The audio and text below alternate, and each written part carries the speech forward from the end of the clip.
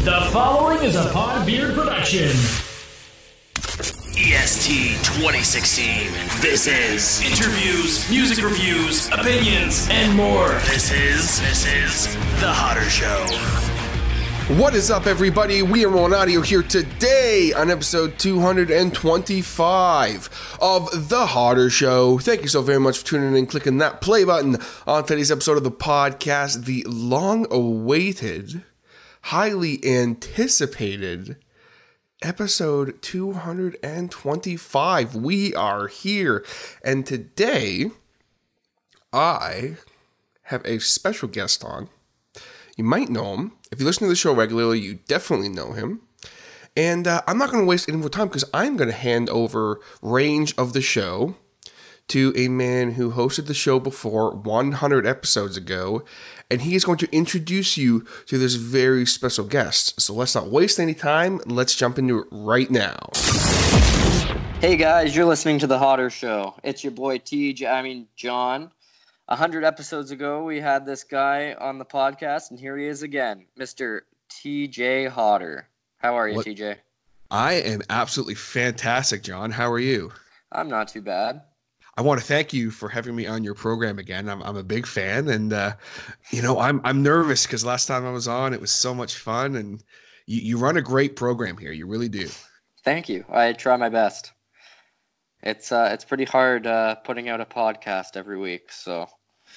Oh, for sure. I feel you. I'm not sure if you're aware, and people might not be aware who are listening, but I actually do a show as well, and it is definitely it's trying. So I do appreciate it. All right. Well, I'm gonna get right into the questions. Beauty. Looking forward to it.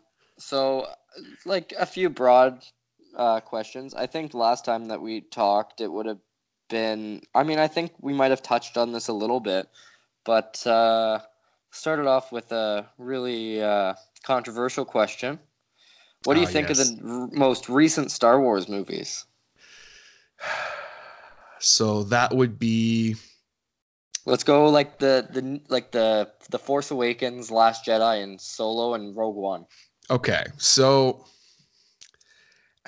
as far as the Last Jedi and the Force Awakens, I always want to call it the Force Unleashed for some reason. I did the exact same thing when it came out. Those games were so good though. I never played the second one, but I played the first one and loved it. So, as far as those two, I like them. I'm a fan.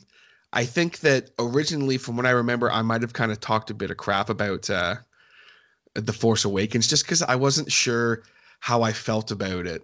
But now, I mean, I haven't watched them in forever. I definitely preferred The Last Jedi over The Force Awakens, though. Like, 100%. However, I was not a fan of them kind of making Luke Skywalker look like a little bitch.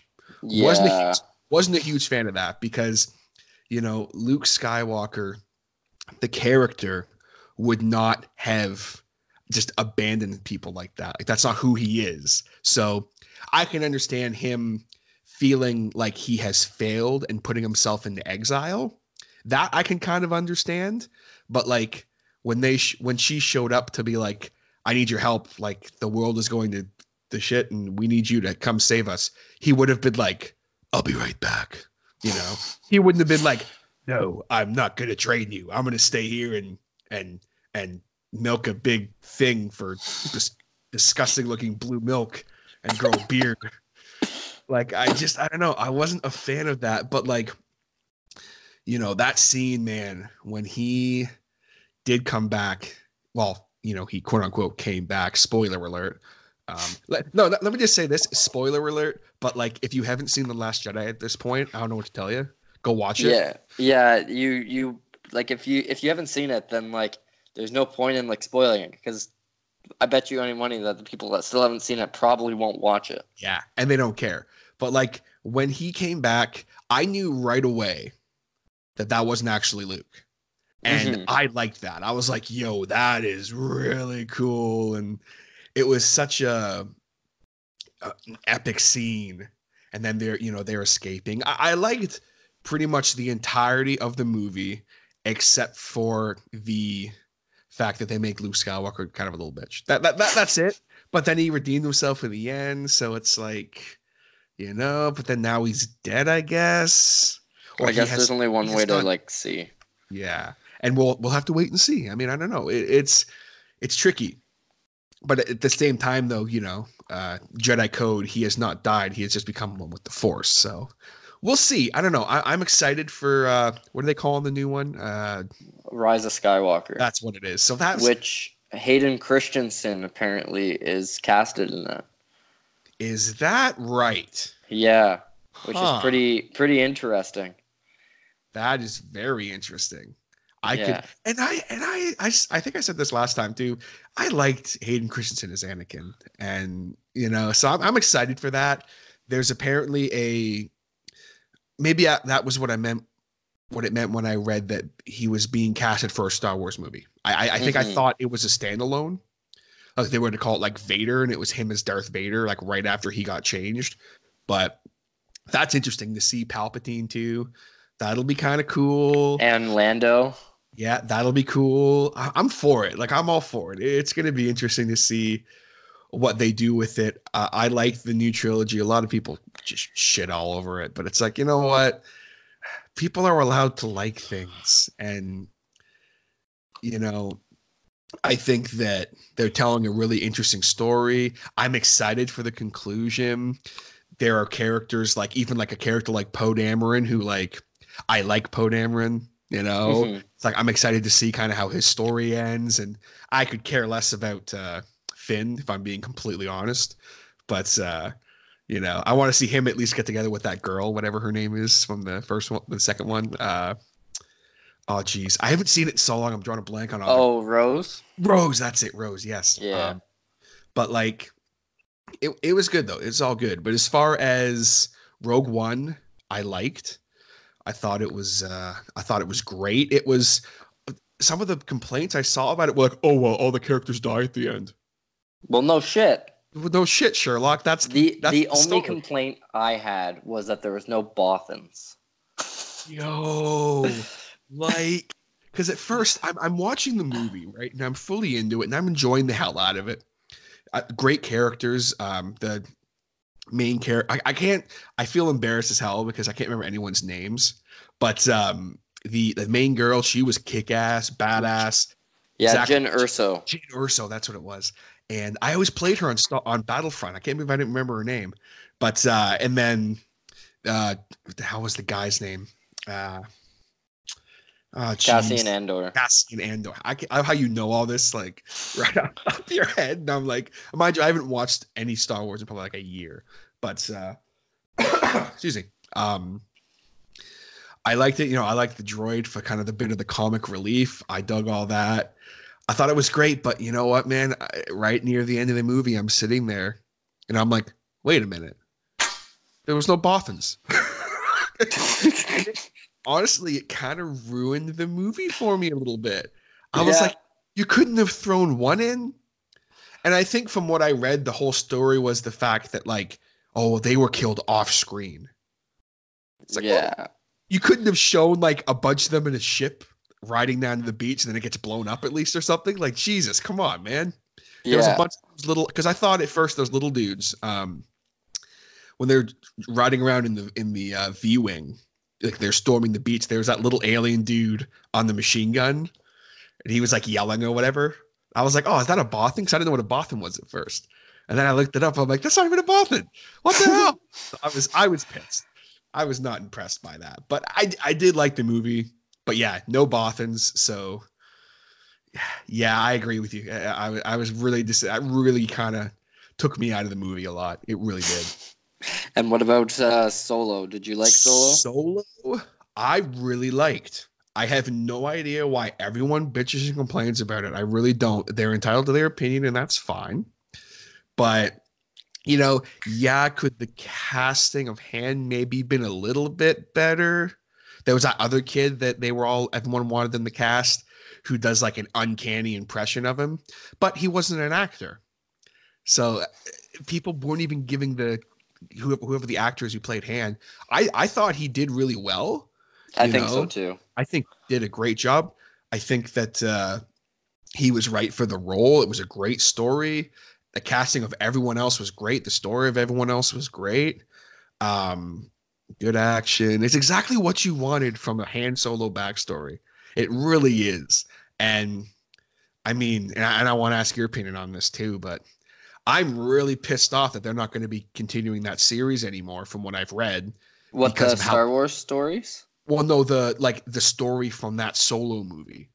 Like apparently do another one, not of Han Solo, but like of the organization that, again, somewhat the Skyriders or whatever. Yes, the one that Memphis Nest was the leader of. Yes, and then of course we see Darth Maul is, and I mean I shit my pants when I saw that. I didn't because it wasn't spoiled for me. So I'm sitting here watching the movie, enjoying the hell out of it, really feeling betrayed, just like Han did. And then all of a sudden, Darth Maul pops up, and I'm like, "Yo, what?" Yeah. Well, did you watch the cartoons at all? I did not. No, it's on my to-do list. Okay. Well, in the Clone Wars, Darth Maul is still alive. Sorry. Yes. Sorry. Let me. I mean, interrupt me. Let me rephrase that. I watched the Clone Wars, so okay. I know he was alive in that universe, but like I can never figure out. I can't keep up as much anymore because there's so many Star Wars cartoons coming out now. Yeah, I have a hard time trying to remember. Yeah, and then I know that in Rebels, spoiler, but Darth Maul and Obi-Wan fight again on Tatooine. Oh shit! And Obi-Wan wins. Of course he does. Well, yeah, because when do you see? Yeah.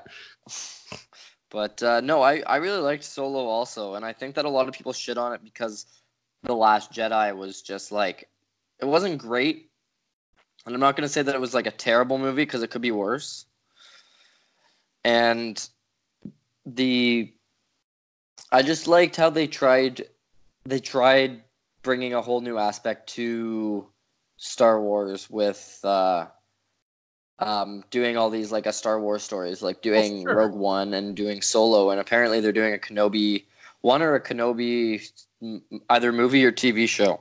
And because I love Obi-Wan Kenobi, like I'm a huge Obi-Wan Kenobi fan, and Ian McGregor as Obi-Wan Kenobi is like the pinnacle of Star Wars casting as far as I'm concerned. Yes, I 100% agree. I rank him with like James Earl Jones as the voice of Darth Vader. Like it's up there for me. And the fact that I can't remember where he was at, I think it was a Comic-Con or something, and he basically announced that he was gonna be Obi-Wan Kenobi again. And it's like, yo, my heart stopped. I was like, that is, I don't know if I want to see them do a TV show. Because I don't know how much more of a story they have to tell of Obi-Wan Kenobi in his later years. But a movie, sign me up. I am. Yeah, I 100% agree. The only other like Star Wars story that I could ask for would be like a Boba Fett one. Which, yeah, I guess they're doing that Mandalorian, which looks badass, by the way. Yes. Which is, that's really cool. I'm sure they'll do lots more. You'll probably see I would, if I had to make an educated guess, I would think that, or not an educated guess, I should say, I wouldn't be surprised to see them do like adventures of like young Boba Fett animated series or something. That just seems like a no-brainer to me. Yeah. What game was it that, oh no, it wasn't a game. It was a cartoon. It was in the Clone Wars. Yeah. Where he like was teamed up with all those other badass. Yeah, with Aura Singh, Dengar, and Bosk, and no, that was really cool. Again, you're just pulling out all the names. I know Dengar because Dengar is my favorite bounty hunter, just because I used to play him on Battlefront. Yeah. I want to see that. I want to see them all like doing stuff and them really teaching him how to be a bounty hunter and looking out for him because of their relationship with Django, and like I want to see that. And then I want the series to end with Boba Fett as an adult, or something like, I don't know, something like that. But that's just that would be really sick. I 100% agree. I think it'd be cool. Definitely, we'll have to see about that and keep an eye. We should pitch it. We should pitch it to Disney. We should. I'll call him right now. I got it in. So let me. I don't actually have it. I'm joking. I'm completely joking. Let me call up my boy Walt. Yeah, give him a call. Or who's running? Oh, Michael Eisner. Call Michael Eisner real quick. Say, Eisner, listen, bud, we got something for you here. We got an idea. So this is a Hodder and Ward Productions. Alphabetical, of course. My name only comes first because of the alphabet. That's just, that's no other reason. Yeah, so like on the topic of like animated like stuff, so the newest season of Family Guy has been added to Netflix, and you probably saw this one coming from a mile away. What else are we going to talk about besides Family Guy? But what did you think of the new season? Man, I need to be very careful how I word this, because upon watching the full season all the way through, except for the last like 3 episodes, I was really disappointed. Oh, really? And I couldn't figure out why. And then upon rewatching the whole season like 4 or 5 more times,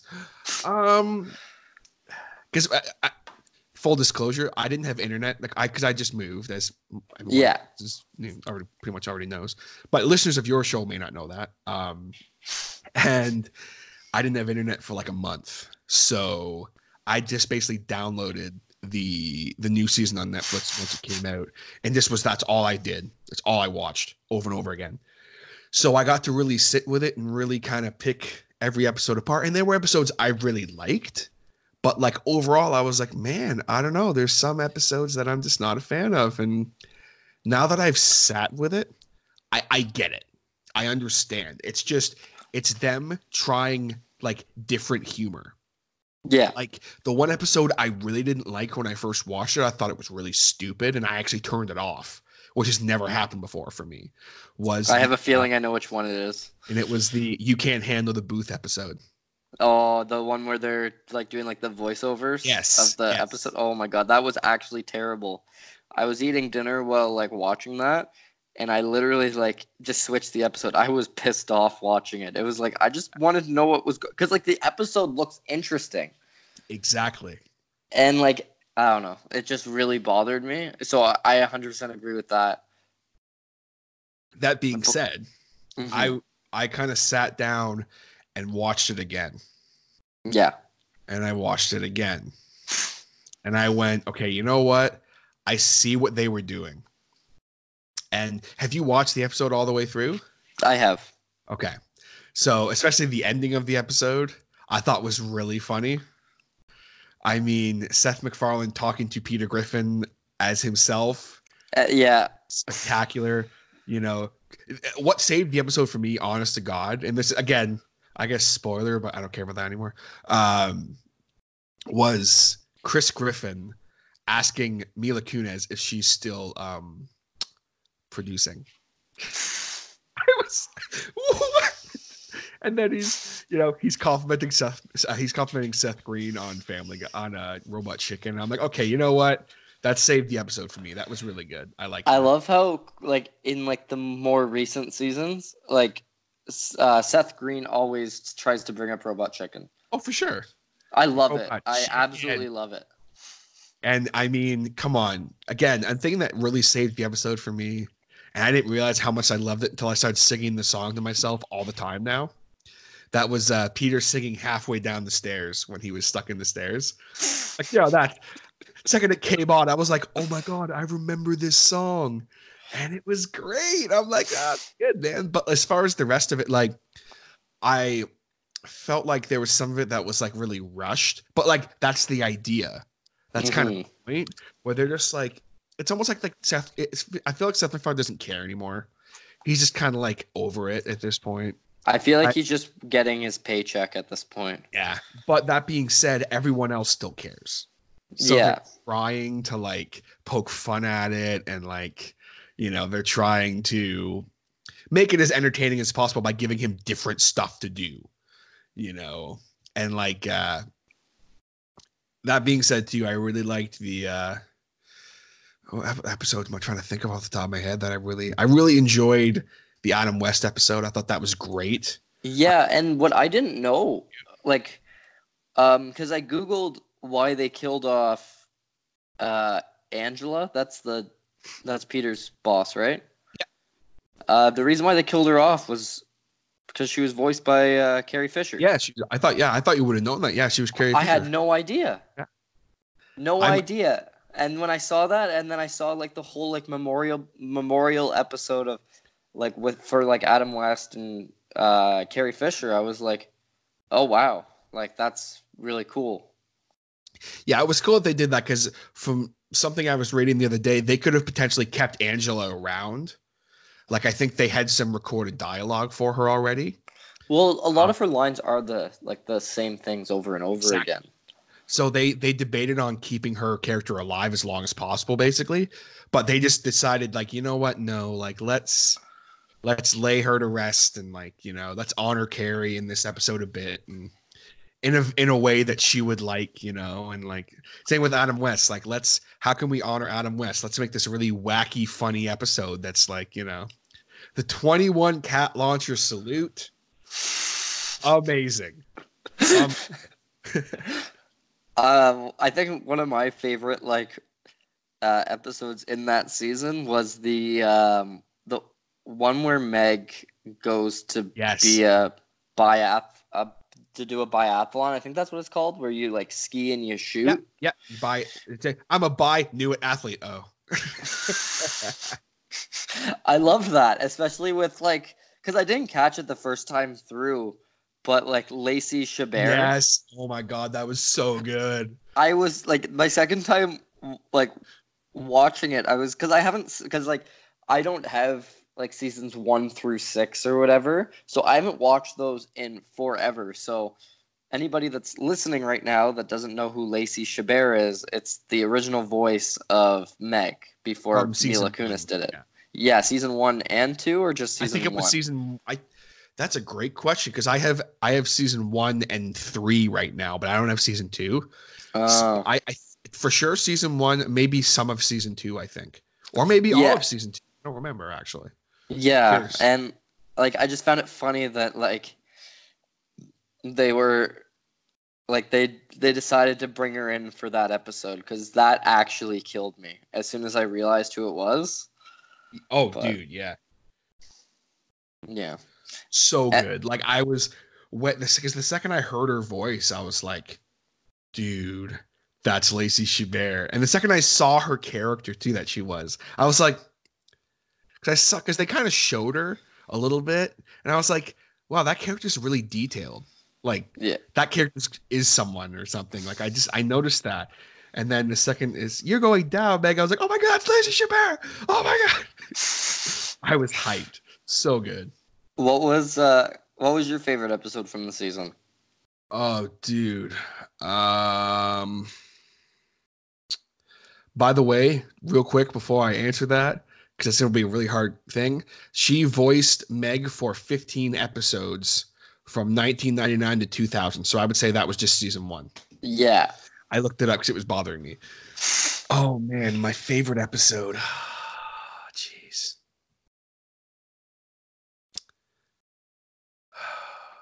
Frig.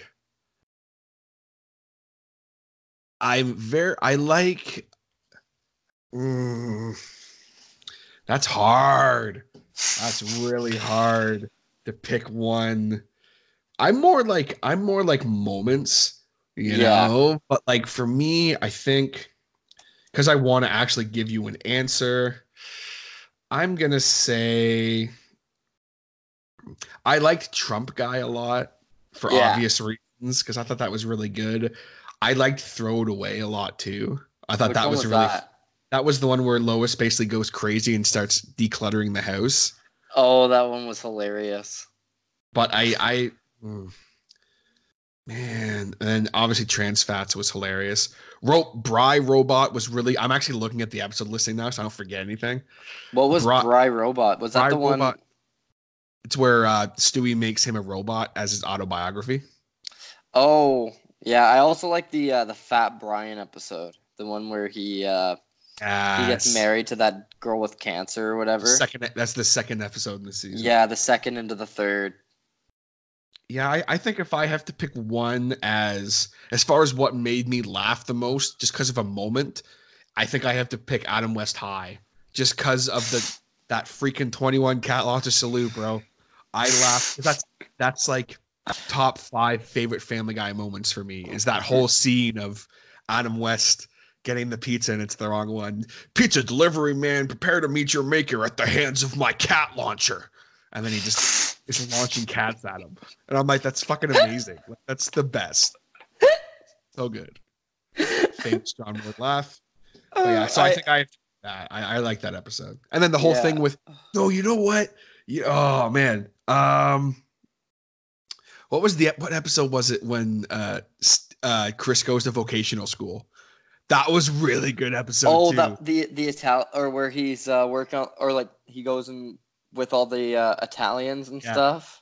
Oh my god, that one was great. Ma, I'm sorry, Ma. Yeah. So, I love that. So good. Yeah, but yeah, sorry, go on. I was gonna say I think I have to pick Adam West High though, just because it was a great tribute to him, and I really liked that episode. Yeah.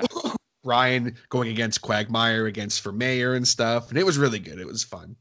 Yeah. You mentioned like it's like that one's probably in one of your top 5 Family Guy moments. Oh, jeez. Okay. What would be your top 5 if you could think of it off the top of your head, or at least your favorite? Oh God. My all-time favorite, that's really easy because it is you know what's really funny? I actually have this list already out in my notes. And I think at one point you and I were going to do an episode about that, but then we realized it wasn't enough talking point for a full podcast. Yeah. But for me, my top 5, I have them right here because I thought about it for like 2 weeks. And it's all older, for the most part, older stuff. My a bonus. So I have 5 and then a bonus one. Okay. So my bonus one, because it made me laugh so hard that I spit out whatever I was drinking, and me and my fiance always do it to each other back and forth. It was a deleted scene. I can't remember what episode it's from, but it was Peter, and he has a white rabbit in his hand. And he's like, oh, look, if you grab his ears, you can make him Asian. And he pulls on his ears and like makes him look of Oriental descent. And this is really racist, but it's funny. He goes, I used to like to say something like this on the podcast, but I don't care. He's like, he pulls his ears and then he's like, oh, look, now he's Asian. And the rabbit goes, give me carrots, give me lettuce. Amazing. And that's a bonus one because it's not one a lot of people know. But if you guys, I haven't even seen that. If you look up Asian Rabbit Family Guy, I promise it's so good. There's no good quality videos of it, but it's worth a watch. Number 5 for me, which is my lowest one, is one of my favorite Family Guy episodes overall is the one when Peter and Quagmire do a singing duo. Oh, yeah. It's like Simon and Garfunkel. I love that episode so much. Have you ever put butter on a Pop-Tart? It's so friggin' good. Yeah, that's my number 5, that song, because I love it. Is it actually like that song is your number? That's hilarious. Because Broken Rubber. I love Broken Rubber. Broken Rubber. Broken Rubber. So good. So good. You should be the one doing the singing. Anyway, we'll leave the singing to John today. But then my number 4 is you have to watch the unedited version or else it's not as good. The unedited version is literally me dealing with any situation in life that is slightly not positive. That is Peter falling down the new set of stairs that Lois has put in unedited. Fucking cock, fuck. And he just laid there. Are you okay? No, I am not okay. And then he does it like 3 more times in the episode. And every time I watch, I forget like when I'm watching on Netflix, it's unedited, right? So yeah. I forget it's unedited. So I'm sitting there. Oh, he's about to fall on the stairs. And then he does it. And when it doesn't get edited out, oh, it's so good. So good. That fucking cock, fuck. It's like, I don't know why. But it's just, I love the episode where Stewie and Brian starts bringing girls into the time machine, and then like puts it or goes to put the miles back, like in Ferris Bueller's Day Off. And then the time starts going back, and that scene is in that episode, and he does the fall up the stairs backwards, saying those lines backwards. Yes. And I love that too. So good. Like, I'm just like, I love it. I love that scene. Number 4 for me. Number 3, it's almost just because it has to be, because again, I love this episode, and that is, it's called Def Jam. Peter's Def Jam, and it's when the guys try and start a podcast. Yeah. And Peter ends up becoming a DJ and loses his hearing. And it's Cleveland going off on the podcast on a ridiculously stupid story for like the whole about the crows, the Velcros. Yes, the Velcros. Boy, that's a tough one. I remember the first time I ever saw Velcro shoes, and he just goes off, and it's like night turns to day turns to night. It's like, and I'm like, I can relate to that on several different levels. So it has to be in there, because there is nothing worse than when you ask someone to really, it's like me we've been talking for 30 minutes. You've asked me 2 questions. So there you go. But it's like when you ask someone a really throwaway question that like isn't meant to be a 10-minute conversation, and they literally talk for like 15-20 minutes about this little thing that was supposed to be like a really throwaway question. You know what I mean? Like it's good because it means the person's passionate and that's fun. But like as an interviewer, when you didn't really want that, it's like, oh, hey, like, what's your favorite kind of cat food for your cat? And like, it's a 10-15 minute conversation. It's like, well, shit. Okay. That's a horrible analogy, but that's one. I'll speed through the last 2. Number 2, Mayor West cat launcher, which I talked about before. And then number 1, the moment that just it warms the cockles of my soul every time I see it and hear it. That is the episode Ocean's 13.5. And that is when Stewie falls in love with Susie Swanson because she's born. And he falls in love with her, and he makes her a music video.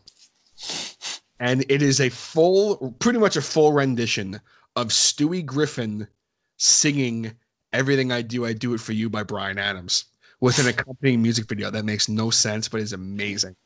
And it just, for whatever reason, every time that episode comes on, I get so excited. And every time I hear that song, I always sing it as Stewie. It's like when they recorded the vocal track, like Seth actually nailed it. Like he did a really good job, but he did it as Stewie. Yeah. So it just warms my heart. I love it so much. So good. Yeah. Yeah, no, that's a really good list. And I think I guess like the second newest season, I'm just gonna throw these 2 moments in because they fucking killed me. Like absolutely. And like I think it was in like the very first episode of the second most recent season. It was where they're talking about Better Call Saul, and like Eddie Vedder. Yes. Hey, Saul, got a little trouble and I'm gonna need a lawyer. Hey. I was driving, had a little bit of drink, and then I'm ready to a milk truck. You want drugs? Ian Blow. So good. Oh man. Yeah, every time I hear that, I die. And like that was the episode. That was it was. was. The first one, which was a great episode. Yeah, and I remember watching that for the first time, and like my girlfriend and I were just laying in bed, like about to fall asleep, and I was like half asleep, and I just saw that, and I just like started dying of laughter, and like became like wide awake. And I think I watched like the rest of that season pretty much that night. That was a good season. That was a really good season. It was. And I think this is also in that season, but when they got Billy Joel to read off everything that was in Peter's intestine. Yes. Wow, quote unquote Billy Joel. It wasn't actually Billy Joel. But yeah. I know. Funny. That was really funny. Oh my god. That was another one that like I was half asleep for and like woke me up. So good. Yeah. So damn good. Excuse me. So good though. I love it. And I love the like me and for those of you who don't know, me and John share a very special connection with Family Guy. Obviously, as you can tell. And we both fall asleep every night watching Family Guy. Together. So, yeah. Oh, well, yeah, of course. You know, that's just a given. And when we're not together, I think about him. I think about TJ and I rub my nipples. Oh, shit. Oh. I wasn't sure if this is a PG show or what, but I rubbed something else. But anyway. Moving forward. It could be children present now. Yeah, maybe. No, if there's kids listening to this for some reason, then they've already tuned out because I swore a bunch. But anyway. Yeah, hopefully. So, a podcast question. Okay. So, what is the happiest you've ever been because of your podcast? Oh, wow. That's a tasty question. I like that. Yeah. Jeez. Like I taste that in my mouth. It's a good taste. I don't know why I said I was like that is okay. Let me put it to you in this way, because I'm looking at one of the best moments I've had from the podcast right now. I have it on my desktop, and probably the overall happiest I've ever been while recording a podcast, for one thing, was when I had Sam on for my birthday, like forever ago. Mm-hmm. Just because it was like she always said she'd never do it, and then she did it, and it was like the episode wasn't great because of the quality of it, but I still go back and listen to the episode a lot because I loved the fact that she was on it, you know, and I love that I have that on audio. Yeah. But as far as not a given, like obviously anything to do with my fiance makes me very happy, obviously. But that's I hope so. Well, that's the idea, right? You know, you hope that. But as far as like something that's not like a given, I've been very blessed with this show in this hashtag blessed, in the sense of I've gotten to meet some really, really cool people because of it. And I was awarded this whole thing now that's been happening with Mean Beard, with me being a brand ambassador for them. And, you know, a year ago last week, I actually had Joe Loving, who's the managing partner, on, and I've now gotten to have this great relationship with Joe, and like he's a great dude. And I got to meet one of my heroes in a very quick but meaningful meeting. In Barry Stockton with Days Grace, obviously the founder of Mean Beard as well. And that was all because of this show. Mm-hmm. Because if I was not doing this show, I would not have discovered Mean Beard. I would not have gotten the relationship with Joe that I now have, which is the most important. But by the way, which is the most important thing out of this whole Mean Beard thing is the fact that, like, you know, Joe Loving's like one of the best people in the world. Shout out to Joe, just because of it. But aside from that, you know, I've gotten to witness some really cool moments for, like, you know, bands I've covered before, where, like, you know, a band like a band Dead Throne, who are a band out of Manchester that I discovered only because of this podcast, and they had their EP. I reviewed for them. I now have a bit of a relationship with them. They're great guys. You know, they just dropped their debut album. You know, I watched them get signed. Like, it's very cool. I had nothing to do with it, but like, I want to believe that, like, in my own very small way, just being a cheerleader for them, basically, it helped. Yeah. Sending that positive energy out into the world. Yeah, and that's what it's like all about, right? Like creating any kind of content, it's like the little things and like the people that you meet through anything.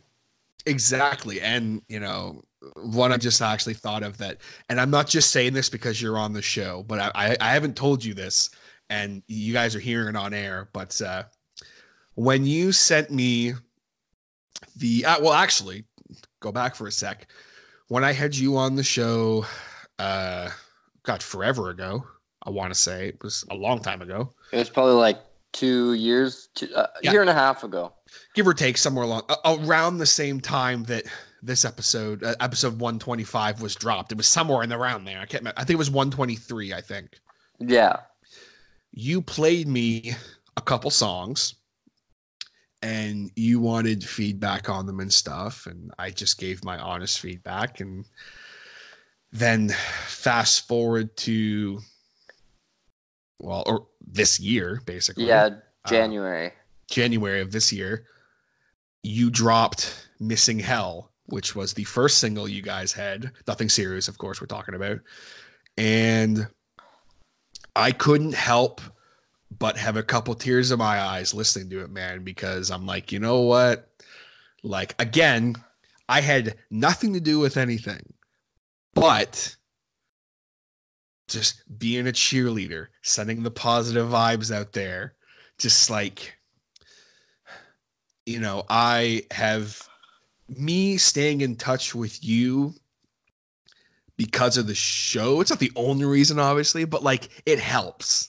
Yeah. You know, when I'm like, hey, like let's do an interview, and you know, I don't know if I would have heard that song. I don't know if I would have heard the first version of it and then get to then have this huge sense of like happiness and almost pride to hear the finished product, you know, and it's because of this podcast, you know? Yeah.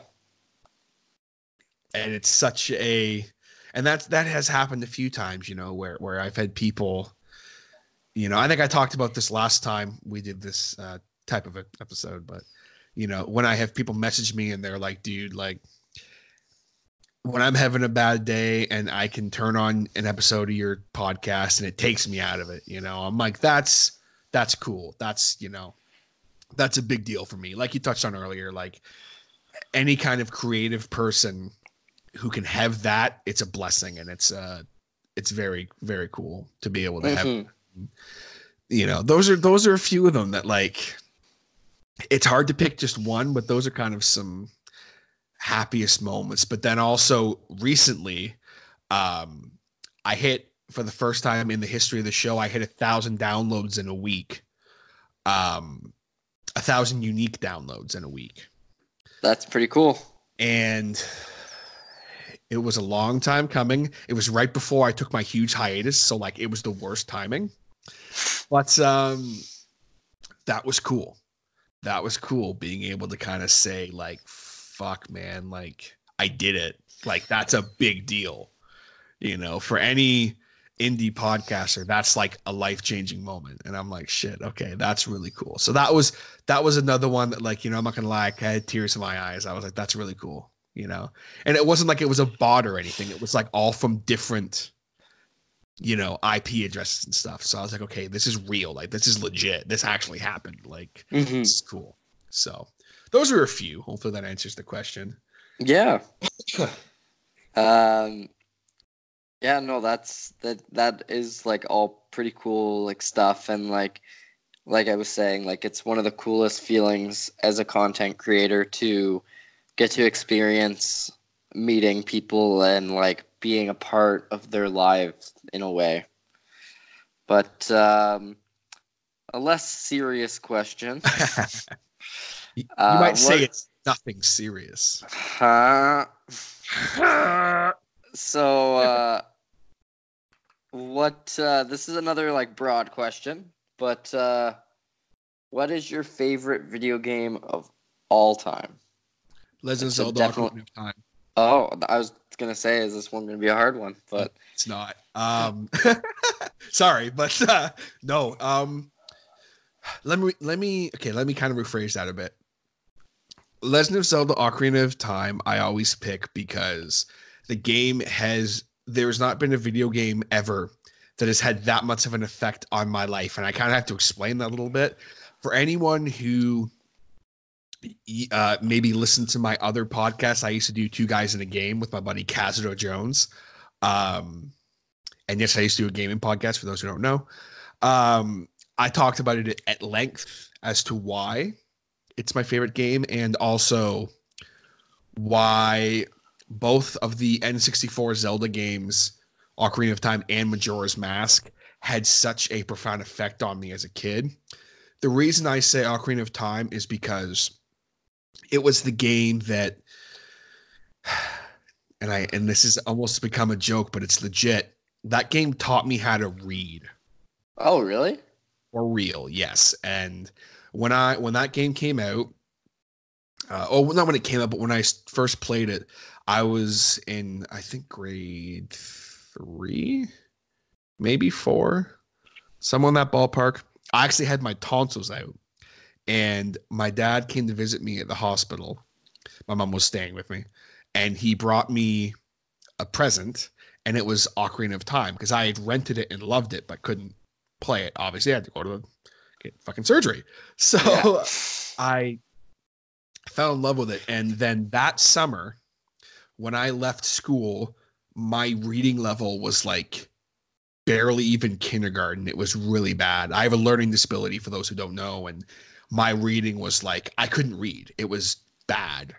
And I couldn't write out a sentence. I couldn't do a lot of stuff. And when I got back, all I did all summer was play Ocarina of Time. That was all I did.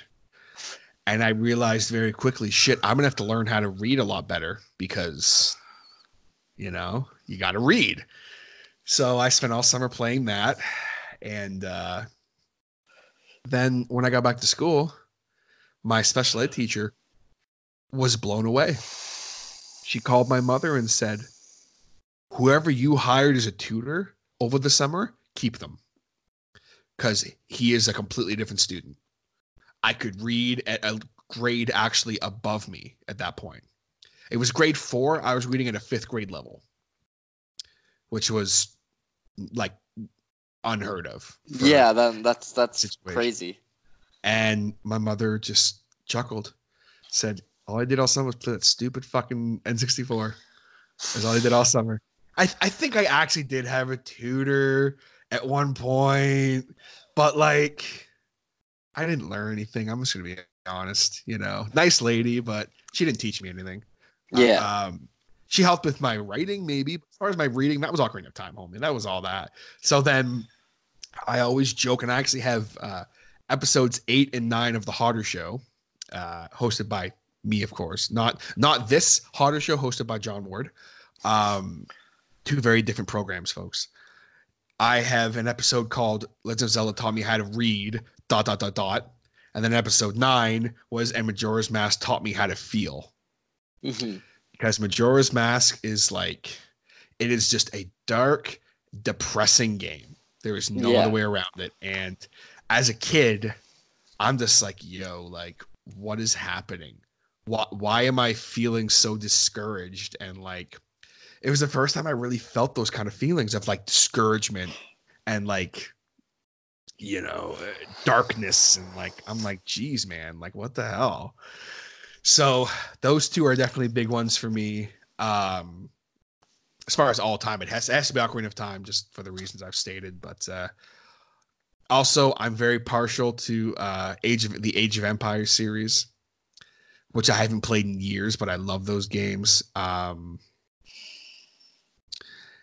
I'm trying to think if there's any more I need to give a shout out to. I don't think so. Okay, well, you're on the topic of Cazador Jones. He actually asked, what game are you playing right now? Shouts to Cazador Jones, my boy.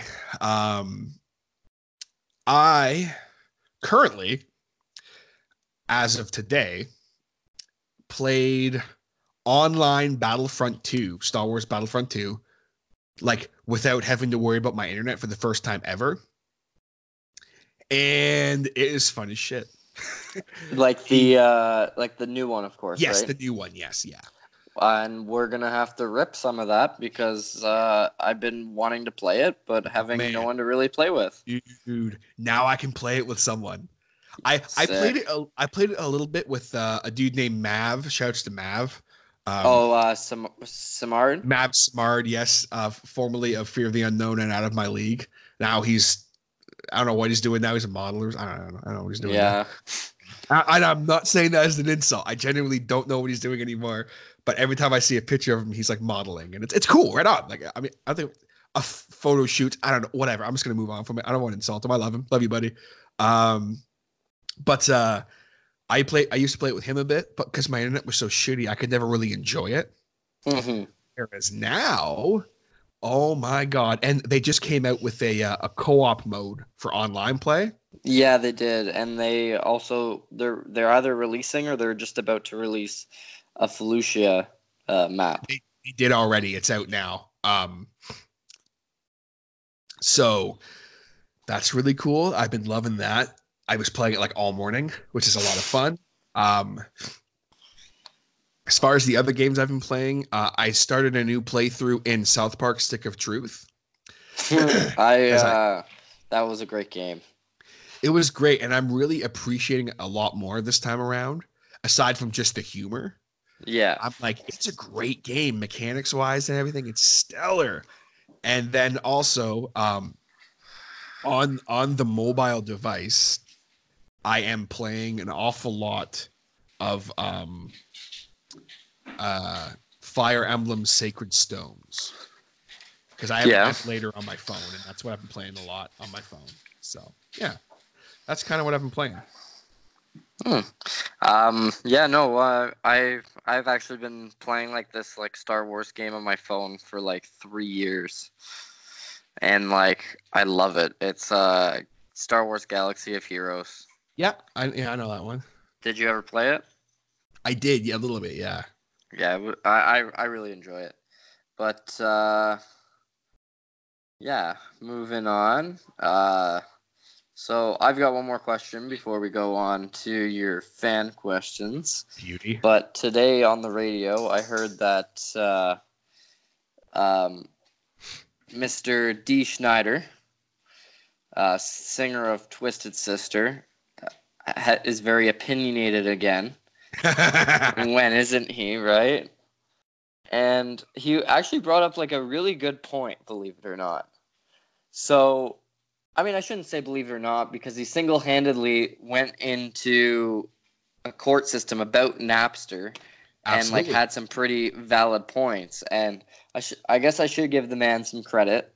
But he said, have you ever noticed that every halftime show for football or anything to do with any sport where they get a band or an artist to come and play, have you ever noticed that it's never the bands that are the song or the bands that wrote the songs that play in every arena?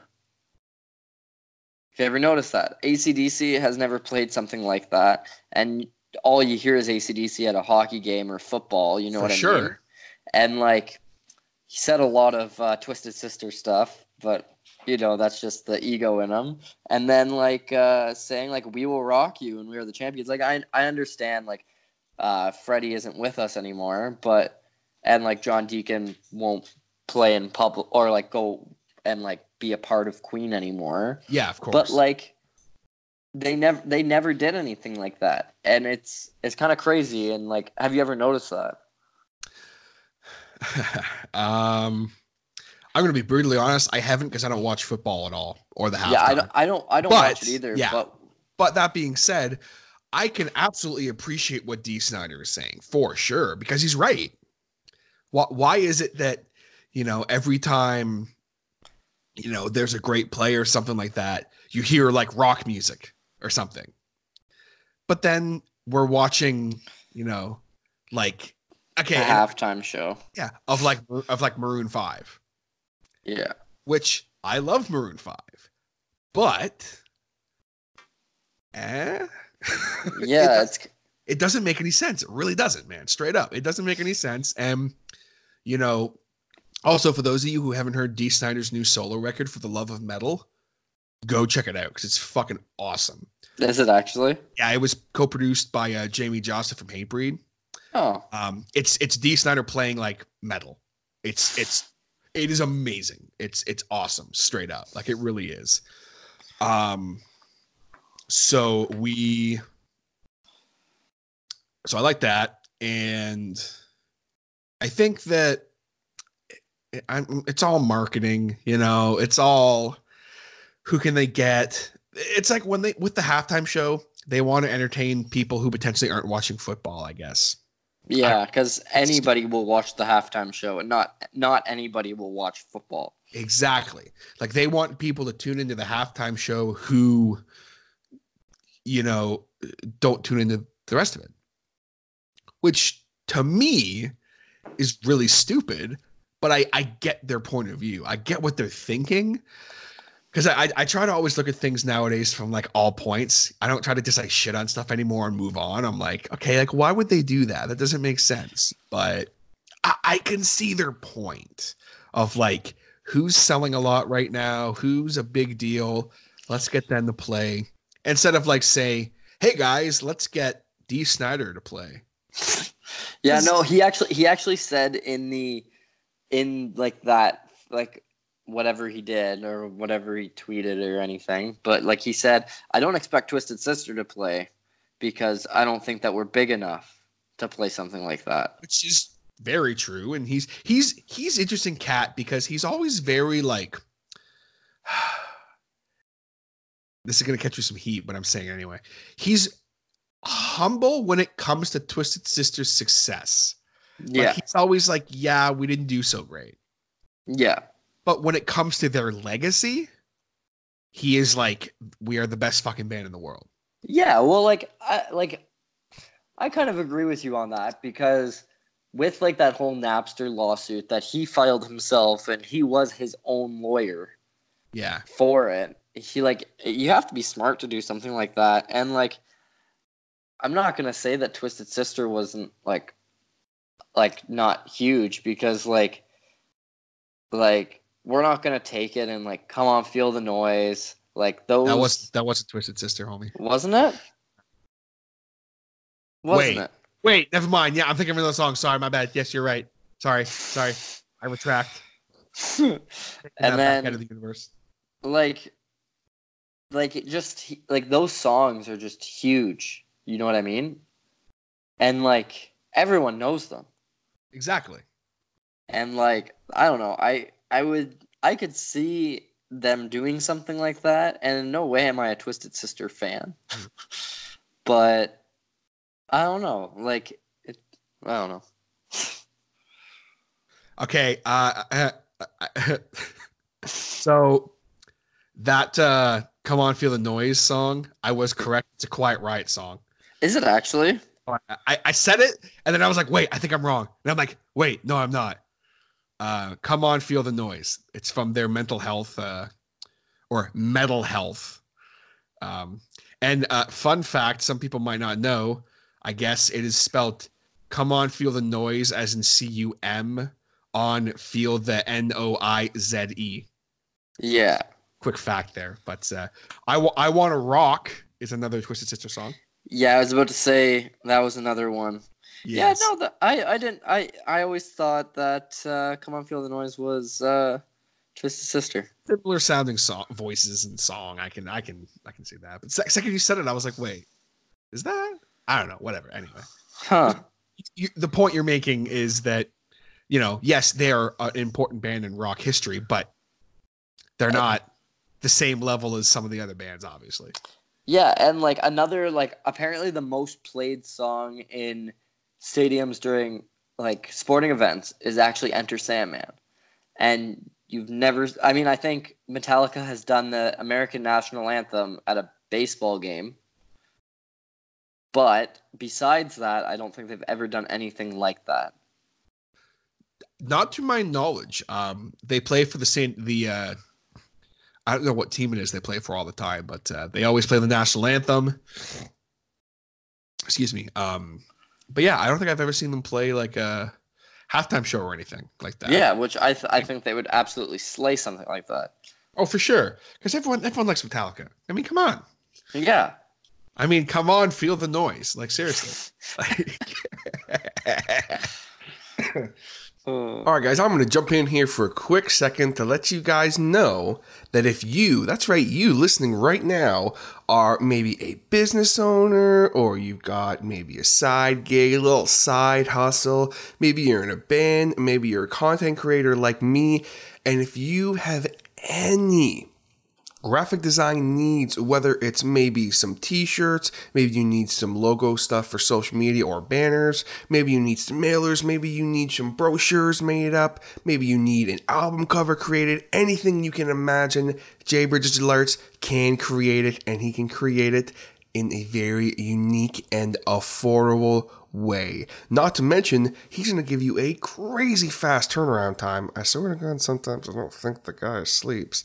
So do not mess around with anyone else. Contact my man, JayBird Digital Arts, today. That's JayBird Digital Arts, JayBird DigitalArts.com. And be sure to let him know that your boy Hodder sent you, and check out his social media all under JayBird Digital Arts for a look at all of his awesome and unique work. And do not forget, very simple mantra of JayBird Digital Arts: his business is not successful until your business looks good. Contact JayBird Digital Arts today. And now back to my interview with John Ward. Moving on. Let's go to some fan questions. Some fan questions. Oh, never mind. I actually missed 2 questions. Uh-oh, okay. So what apps do you use to listen to your podcasts? This makes me really sad, because the app that I was using was called Podcoin. And it was an app that you could go on. It had all the podcasts you could ever need. And you actually earn points while listening to your favorite shows that you could then redeem for actual like gift cards and stuff like that. Oh, really? And it was revolutionary and amazing, and I loved it. Good people who ran it. They are were a big part of the Hodder Show's 1,000 episode download week. Yeah. Their community was a big part of it. It was over 50% a part of it. And unfortunately, as of this past week, they had to shut down. I don't know why, but they had to shut down. I think it was kind of an experiment to see, and people were bitching and complaining, oh, it takes so long to get a reward. Motherfucker, you aren't doing anything. Yeah. You're doing something you already do, and you're earning money. What's the problem? Yeah. But like, oh, well, it takes like a year to get $20. Okay. Were you getting that $20 any other way?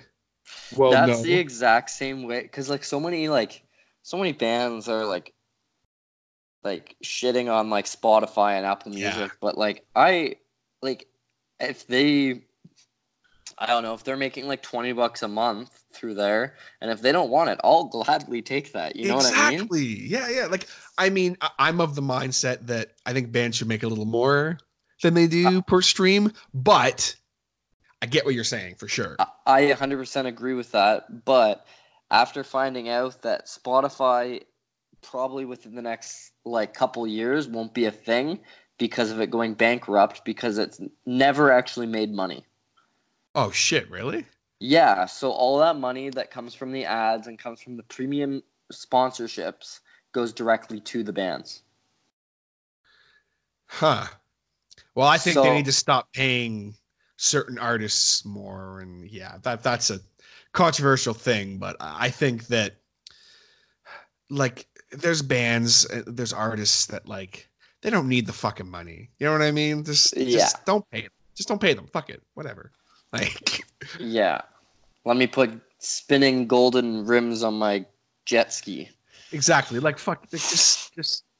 I think once you get over a certain amount of streams per month, like maybe you should like make less or something. Make like a flat rate. Yeah, exactly. Make a flat rate. If your song has over 1 million streams like per week, guess what?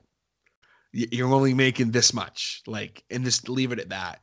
But then if you're, say you get 1,000 streams a week, okay, here's, I don't even know how much. I don't know. I think it's like $0.01 per like 100 streams now or something like that. It's, yeah, because like the conversion rate for Spotify is 0.007 per stream. So you have to get like, my math is terrible, I'm going to say 100 streams to get 7 cents. Which, I mean, hey, shit. Yeah. If I personally could make 7 cents per 100 listens of my podcast, I'd be fucking hyped. Yeah. I would be over the moon. But I get it, but it's like, just, I don't know. It's hard. Like, I want bands to be successful, and I want bands to stop fucking breaking up too. Because like, bands just breaking up left, right, and center nowadays. And I'm like, yo, like, just, oh, well, we're not making any money. Okay, I get it, but like, it should be a passion thing. It shouldn't be all just. I mean, like, I understand, like, it does take a lot of money to be, like, to create content as a band and to continuously do it and have to go town to town without making money. Like, it is hard, but like, I'd rather do it because I'm passionate about it, not because it could make me money. You know what I mean? And I mean, let me follow that up by saying, what I more mean is there's no reason why a band that, tried the touring thing and then unfortunately weren't successful with it couldn't potentially keep making music for the love of making music. Mm-hmm. That's all I'm saying. I'm not saying that bands there's one band in particular that I know, and I hate saying this, but they quit making music because they're not making money off their music. Yeah. And that upsets me because I'm like, dudes, like, you didn't even try. Like, really try. Like, oh, well, we're not making money off our latest album, so we're just done. It's like, seriously? Like, oh, well, we're regrouping. What do you mean you're regrouping? What the fuck does that even mean? Oh, we're regrouping. So you're going to come back as a completely different band and change your whole style? Well, yeah, what's going to make us money? Okay, then go be a pop star. Like, I can't stand that shit. And I can't stand singers who leave their fucking bands to go play pop music and then don't do anything either. That pisses me off as well. But, a whole other story for another time. And I'm talking about someone very specific because I had a conversation with them about it. Yeah, I'm leaving the band to go pursue a solo career. I'm like, okay, cool, bro. 6-7 months later, hey man, how's the album going?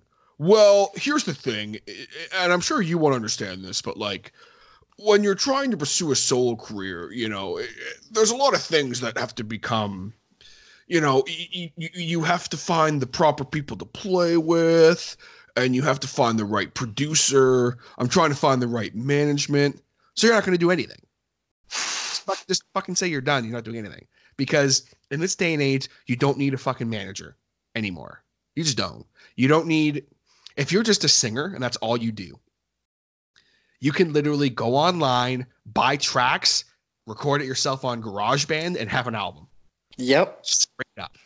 So that really I have no idea how I got on this tangent, but it really pisses me off because bands that I think could make it if they just get their heads out of their asses, I guess. I don't know. But like, I'm so sick of seeing it. I'm sick of seeing bands that are great just give up when shit gets a little tough. It's like, really? Like, fuck, man. Like, come on. Just, it's one thing if there's like creative differences or whatever. That's a completely different conversation. Yeah. But, one band in particular, man, I know it just because stuff is a little tough and they're now done. And I'm like, all right, cool. They were kind of jerks anyway, so I don't really care. But and one of them I know listens to this podcast, so we'll see. But and I love that person. You know who you are. I love you. But yeah. Anyway, moving on completely from this really negative topic. I have no idea how I got on this tangent. I have no idea. I don't remember either. But let's change it to a positive note with a question from Tom Farthing. If you road rash your nipple off, I just said Tommy. Oh, if you road rash your nipple off, will it grow back? That is an excellent question.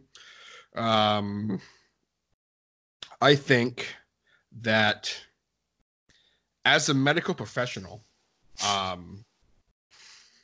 if you sustain severe road rashola, which is the proper term, to the nipple breast area, depending on the amount of damage to the nipple itself or the aorta around the nipple, it just depends on the amount of damage we're talking about, Tom.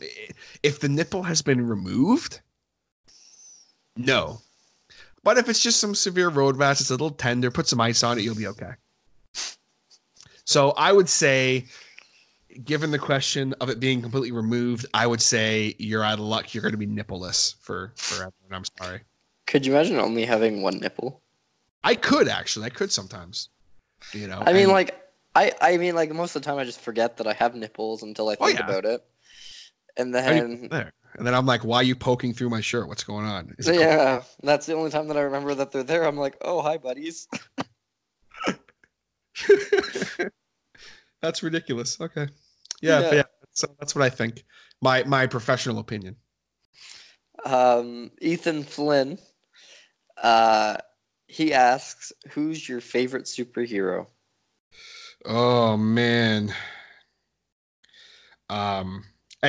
Before I move on, shouts again to Tom. He's a big proponent in the Mean Beard community. Love Tom. And Ethan, for those of you who don't know, is a badass singer, songwriter, guitarist for a band called King Catalyst that are awesome. And also does some solo stuff and plays with another band, Plastic Spaceman, I believe is the name of that band. So shouts to him. My favorite superhero. Shall we go Marvel then DC or DC Marvel? Let's go worst to best. So DC Marvel. Ooh, did you say worst to best?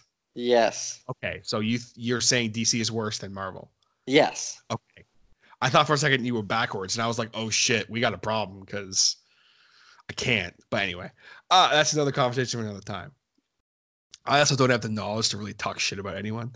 But for DC, I love the Green Arrow because he's just awesome. Comic book version, kind of snarky dude I like. But then also super intense Arrow version I like as well. So he's probably my top pick for DC. I basically don't like any other superheroes from DC. Except for maybe the Flash, but I basically don't like anyone else. I'm not a huge Batman fan. I think Batman's kind of lame. If I'm being honest, it's like, okay, cool, he's Batman. He's a rich guy with a bunch of gadgets, but he's unbeatable because he's Batman. How'd you do that? I'm Batman. Okay, cool. And then do not even get me started on Superman because I won't do it. I saw this thing. And I'm trying to remember who would win, Batman or Darth Vader? Darth Vader. No question asked. No questions asked. 100%. He has the Force. Well, on the topic of that, going into Marvel, I saw this other thing, and I want to see what your opinion on it is. But Thanos with the Infinity Gauntlet or Obi-Wan with the High Ground? Oh, shit. Okay. A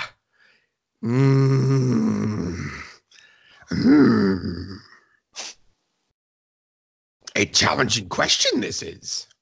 That was a really good Yoda impression. Thank you. I must have good impressions once in a while. Shit. Obi-Wan with the high ground is unbeatable. But yes. Thanos with all the Infinity Stones is a kind of unbeatable as well, I guess. Because he can control everything. Mm-hmm. Not to mention he could just snap and make Obi-Wan Kenobi disappear. But what if he makes Obi-Wan have the low ground because he can change that around? But in history of Star Wars, did Obi-Wan ever actually have the high ground? When he sliced Darth Maul in half, he had the low ground. He had the low ground. When he killed Grievous, he had the low ground. When Anakin jumped over him onto that rock on Mustafar, Obi-Wan had the low ground. Shit, you're right. So Obi-Wan is unbeatable with the low ground. Yeah. So I don't know. I'm going with Obi-Wan Kenobi because here's the thing too. I don't think the Infinity Gauntlet can control, it can control time, but the Force is not time. No. It's not. Is it? But he can control time and space, correct? Yes. So technically, the Force is time and space. Technically, I guess. Yes. We have to categorize it as something. But then, even if he kills Obi-Wan Kenobi, you can't kill the Force, but you could control it. Yeah. But then if all the other Force-dwelling Jedi all teamed up with Obi-Wan Kenobi, they could probably take it to Thanos. I don't know. That's hard. That's really hard. I think, just because I'm an Obi-Wan Kenobi fan, I'll say Obi-Wan Kenobi, because you can't beat Obi-Wan Kenobi with the high ground or the low ground. So, Obi-Wan Kenobi. It doesn't make any sense. I think really diving into it, I think Thanos probably would have to win that, because, I mean, yeah. But I'll say Obi-Wan Kenobi myself, because, yeah, I'll go Obi-Wan Kenobi. Okay. So what's your favorite Marvel superhero?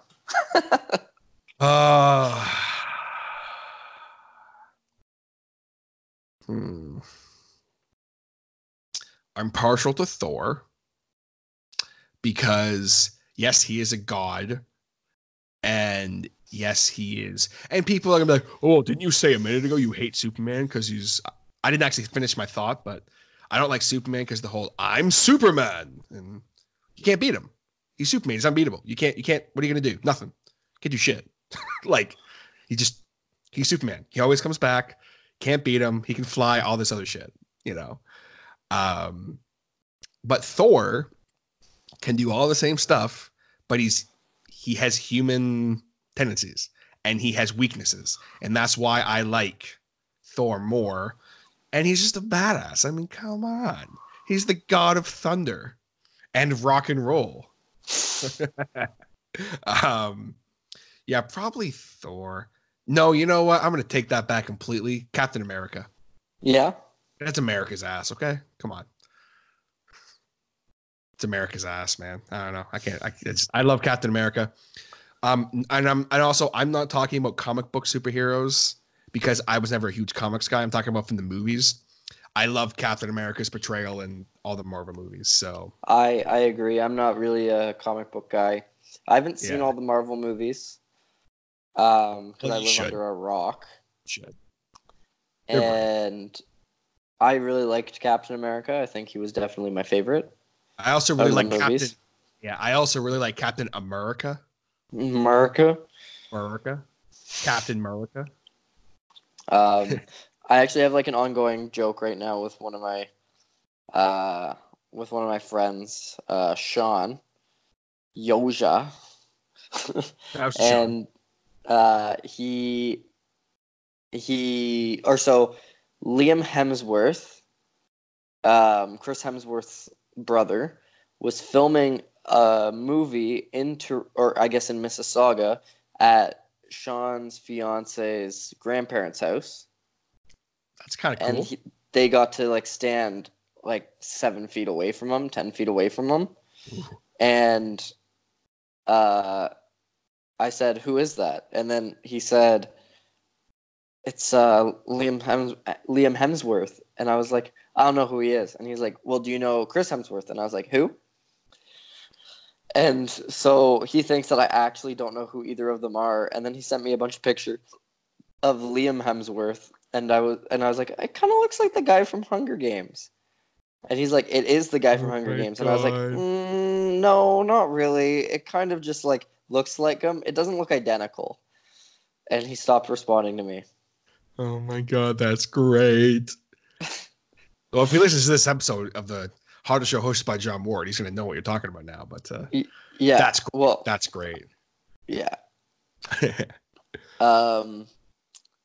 So, Mr. Jason Reese from JayBird Digital Arts. JayBird Digital Arts.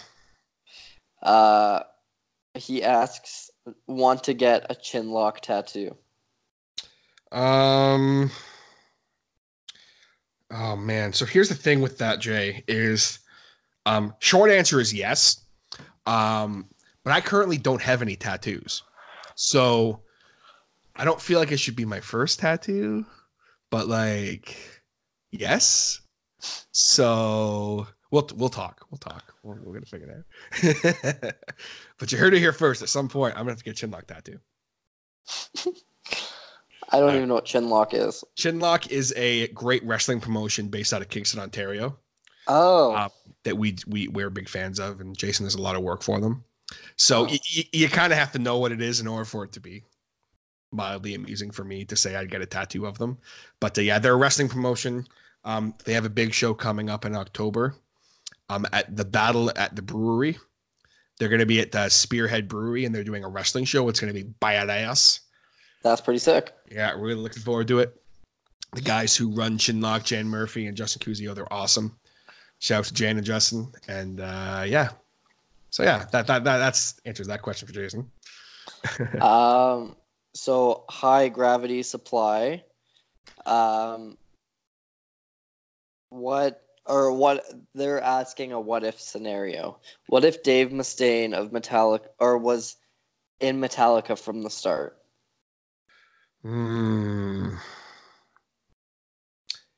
That is a wonderful question. And again, before I answer this question, you guys heard my spiel about Jason earlier on the break that I did. But as far as high gravity supply go, if you guys are craft beer drinkers or you like brewing or anything, check them out, highgravitysupplygo.com. Good people, awesome merchandise and stuff like that, fun shirts and tote bags and things of that nature. Check them out, good people. As far as Dave Mustaine, if he was in Metallica from the start, we would have to assume that Kirk Hammett did not join Metallica, obviously. For this incarnation of the answer, let's say that James is still the front man and Dave is still playing lead guitar and writing and stuff like that with him. This brings up an interesting line of thought. Number one, Cliff Burton would still be alive. Let me explain. But then Dave Mustaine would be dead. Probably. Because Kirk and Cliff were drawing straws to see who would sleep in the bunk that Cliff was in when the bus tipped over. And then he passed away. So maybe, obviously, if Kirk wasn't there, that's a completely different situation. What if Dave was just being a dick, because he was back in the day, as it's well documented, and was like, I'm sleeping in the bunk. We might still have Cliff Burton, but we wouldn't have Dave Mustaine. So that's a dark, interesting line of thought. But the main thing for me is the fact that I don't know if Metallica would be as big as they are. Because there are two songs, two riffs in particular, that they would not have had. Three riffs and songs in particular they would not have had. Number one is one of their bigger kind of old school songs called Creeping Death, which is a Kirk Hammett original. They would not have had that song. Also, most people don't know, but there's two riffs that are two of Metallica's biggest riffs that Kirk Hammett actually wrote. Master of Puppets was a Kirk Hammett original, that riff. And the biggest one of all time, the reason I say I don't think they would be as big as they are now, Enter Sandman. Yes. That was a Kirk Hammett riff. And without Enter Sandman, I don't think Metallica would be as big as they are. They'd still be a huge band, and they'd be a legendary band, and they'd be, still playing stadiums, I'm sure. But I feel like if in that situation with Enter Sandman, like with what we were saying, or with what I said earlier about what Dee Snider had to say about like that whole like Super Bowl and all that kind of stuff about like the halftime shows. Like Enter Sandman is like the most played song in any sports arena. Oh, for sure. Is interesting to think, what if that song was never wrote? Which is an interesting thought. Because, I mean, that's one of the first riffs I ever learned how to play, personally. Same. So it's like, But then also, and now I'm thinking about this Cliff Burton thing. Because, like, if Cliff was still alive, they wouldn't have made And Justice for All, probably. No. It wouldn't have been the same record. A lot of the songs would have still been there because they were already written. I don't know if one was already written or not. And that is another Metallica song that is like, that was the first video. That was the first like big song they had. Really. Yeah. And would that record exist? Would Metallica have just stayed playing straight up thrash? It's a very, very interesting line of questioning. But then also, let's go back for a second, because I want to get your opinion on this as well as a frontman. A great frontman, by the way. Thanks. What if Dave Mustaine replaced James Hetfield as frontman of Metallica? James Hetfield is no longer in Metallica. In the early days, let's just say it happens. Does Metallica have the success they do? I don't know, because like I feel like the only reason why Megadeth is relevant is because Dave Mustaine was in Metallica. Ooh. And I feel like Metallica at that point, like they were somebody, but they weren't superstars when Dave Mustaine was in the band. Sure, you know what I mean? Yeah. That's by the way, you can direct your hate tweets to John Ward, not me. That statement is going to piss a lot of people off, and I love it because I'm not a big Megadeth fan, so I don't really care. I really don't like them. Yeah, I could care less about Megadeth. I really could. But you're not wrong. Like, I think that with Lars still being in the band, that would have probably still been a driving force behind their success, you know, but it wouldn't have been the same. And then what would James have done? You know, would he have started Megadeth? Or a band? Yeah. Similar? Would he? And I mean, let's be serious. James Hetfield is the reason Metallica is as successful as they are. Like, yeah. I don't think anyone can disregard that. His writing, his riffs, his vocals, like, he's one of a kind. There's no one else like James Hetfield. And I feel like his band, whatever he was going to go on and do, if he wasn't in Metallica, would have been more successful than anything Metallica would have done with Dave Mustaine as a frontman. But it leads to believe, what if they wrote some of their biggest hits with Dave Mustaine on vocals? Are the same lyrics, same everything? Are the songs as good? I don't think so.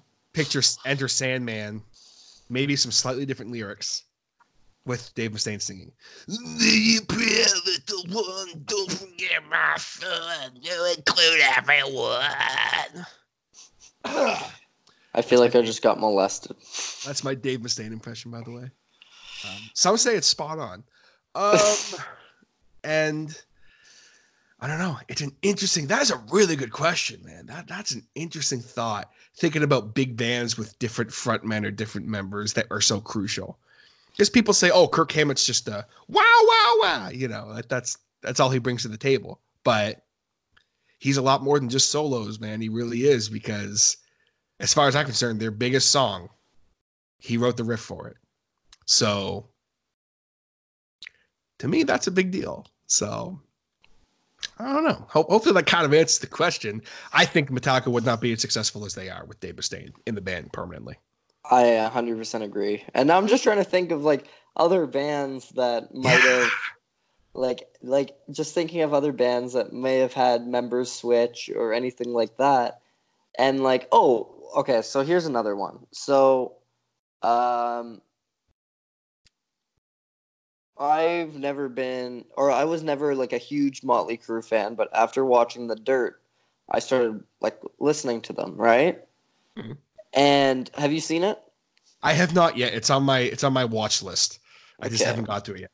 So they portray a car accident that happened where the guitarist of another band died.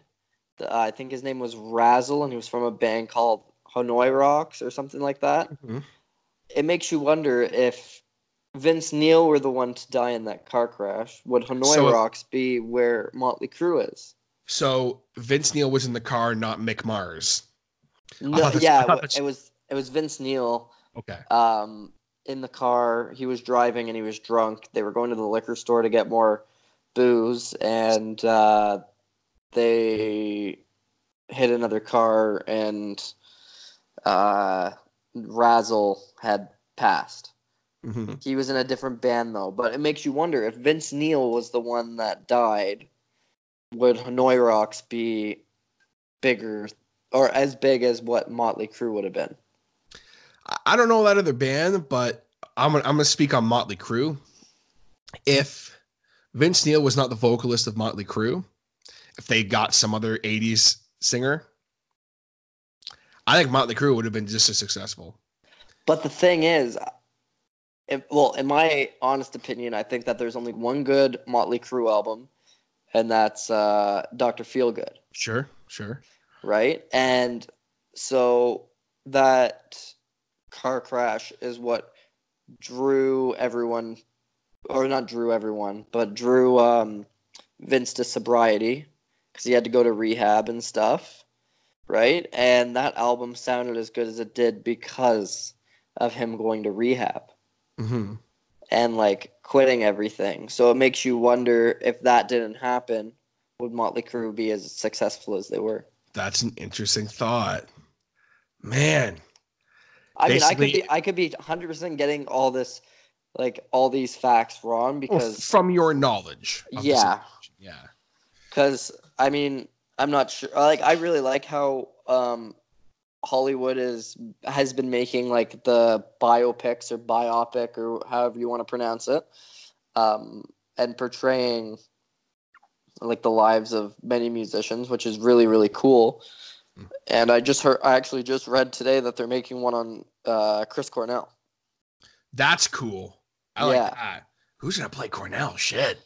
I know that Brad Pitt has something to do with the movie. I don't think that he's playing Chris Cornell, though. I was gonna say, I wouldn't watch it if he was playing Chris Cornell. That'd be fucking stupid. Anyway. That'd be really weird. Mm-hmm. But I think it was Brad Pitt's idea to make the movie. I could see that. He has the money to make it happen. So. Yeah. But, like, I'm trying to think of... or, like, what was I saying? Like, the whole thing about, like, biopics, they show some accuracy with a lot of Hollywood. You know what I mean? So, like, I could be totally wrong with those Motley Crue facts I just said. They could be 100% wrong, but they had to show it to make it Hollywood. Exactly. Yeah. From what you've seen of the movie, that's how much you know about their career, basically. Yeah, exactly. Yeah. So, yeah, it just makes you wonder, if Vince never got in that accident and had to go to rehab, would their music be as good as it? I don't know, because Dr. Feelgood's that record, man. And if it was a different record, would they have had the huge success they did? I don't think so. Without their record. Like, Shout at the Devil. Okay, yeah, like, but Dr. Feelgood, man, that was like the big record. Yeah. So, interesting thought. Yeah, interesting thought. But I agree with you. I'm trying to think of any other bands that might have like a member change or something that drastically happened that changed their sound. Well, I mean, there's been bands that have had success from it. Whereas people thought they were going to fall flat on their ass. Bands like AC/DC, who, obviously their Bon Scott passed away and they were like, oh, they're done. And then Back in Black, fuck you. Yeah. And bands like, shit. I'm trying to think. I mean, hey, sorry? I was going to say Green Day too. Like, they released Dookie and then released a series of commercially unsuccessful albums. I think they're amazing. But then they released American Idiot and it brought them back to the top when they changed their sound. And it completely changed everything. And that's a record that my generation especially, like, that's a very important record to, like, early millennials. Yeah. Me personally, not as much. I'm not obviously I appreciate Green Day and I like the album and everything, but like, I'm not a massive Green Day fan, but like, I can appreciate what that record is. But there's a lot of people who say that like it's the most important record to millennials. And I'm like, shit. Like, I don't know if I'd go that far, but it's definitely up there. It's at the time that I saw this fact, it was the greatest selling album right behind Queen News of the World and Michael Jackson's Thriller. Yeah, I could believe that. Yeah. So that's pretty crazy. But what were you gonna say another band? I was gonna say this is a much more recent thing and it's a little more personal to me. But man, 3 Days Grace. Mm-hmm. Adam Grante left 3 Days Grace, and all these people, mainly online, were like, "Oh, they're done." Adam is that band. No one else contributes to anything but Adam. And now let me preface this by saying that I am a big Adam Grantier fan, and I love what he's doing now with Saint Sonia. I love all the old 3 Days Grace stuff. Do not get me wrong. I love it. It's music I grew up with. But they come in with Matt Stock, new vocalist. They drop Human. They drop the songs Human Race. They drop Painkiller, which is my favorite 3 Days Grace song. And they kill it. And then they drop The Outsider, or just Outsider. And they have another number one. They've had like 3 or 4 number ones since Adam left. Yeah. And everyone's which is like crazy. Yeah. And people, it makes me mad because people are like, oh, well, you know, Matt's just not as good as Adam. And I'm like, okay, he's a completely different vocalist. And I dig the new stuff as much, if not more, than the old stuff now. And maybe that's because, like, I'm such a Barry Stock mark. I don't know what it is. But, like, they're a prime example of a band that is just as successful. Yeah. Without their big driving force, because his voice was so iconic, and it still is to this day. But it could have easily went the other way. What if they flopped and failed? But they didn't, because the other 3 members of 3 Days Grace were just as crucial to the writing process. So yeah. Well, I know another band that like are close to your heart. Alice in Chains. Yeah, they were next for me. I was gonna mention. Yeah. But I was going to say, could you imagine if Lane never passed fuck. and if they were still making music today? Because I always use this argument, like, whenever people start talking about Kurt Cobain, like, it's going to sound really morbid and really bad. But, like, it's kind of good that he ended up offing himself. I mean, it's never a good thing for anybody to do that. But, like, could you imagine the music that he would be creating today? Wouldn't be good. Yeah, I mean, like, that sounds super morbid and super bad, but, like, could you just imagine if Nirvana was still together, still playing? Like, Foo Fighters never would have been a thing. There'd be no Foo Fighters. There'd be no the record that Kurt Cobain basically had written before his death was a much more pop-driven record. Apparently, it was going to change the world again, apparently. The record was called I Hate Myself, I Want to Die. And, you know, apparently it was really good, but it was poppy. So if he kept going down that road, what would we have today? And then we wouldn't, again, like John said, we wouldn't have Foo Fighters. Mm-hmm. So is it a trade to say, you know, oh, well, we have Kurt Cobain back, but we have no Foo Fighters? And I mean, don't get me wrong, I'm not a massive Foo Fighters fan, but, like, they got some great shit. So same. I feel the exact same way about them. Yeah. And, like, with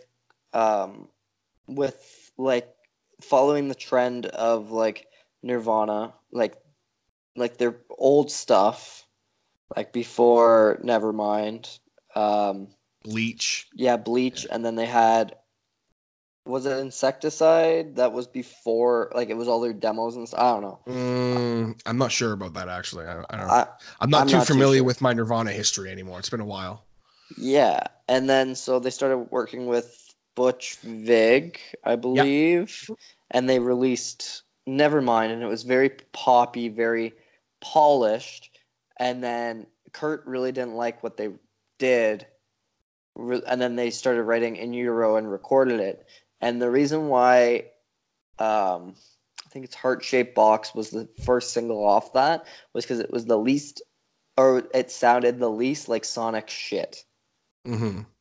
And so it just makes you wonder, because like I have heard that story too, where Kurt wrote a very poppy album, and it's just like I thought that he wanted to get away from that. And then it's interesting, and there's talking about Kurt Cobain is always interesting because there's so much conspiracy theory around him, and his death. Courtney Love did it. And I'm not even going to comment on that. I'm just going to move on. But because I've done some digging and I've done some research, and I'm not saying that Courtney Love had her husband offed, but it's another story for another time. But man, I don't know. I don't really know where to go from here on that point, because like it'd be so different, and he basically hated what he had become. Essentially, he felt he was a sellout. He didn't want his music to conform to what the masses wanted anymore, so he shot himself. Mm-hmm. That's pretty much the gist of it. Allegedly. Allegedly shot himself. No, we're not going down that rabbit hole right now. But yeah. But getting back to Alice in Chains for a second. Yeah, sorry. No, that's okay. That's good. I like this. This has been fun. But the Dog record, which is the self-titled Alice in Chains, the last full record Alice in Chains did before Lane's death. That was such a dark record and such an important record. And, because of Lane's drug use, like basically, let's say Lane never did any hard drugs. Let's just say, he got himself clean and everything was fine.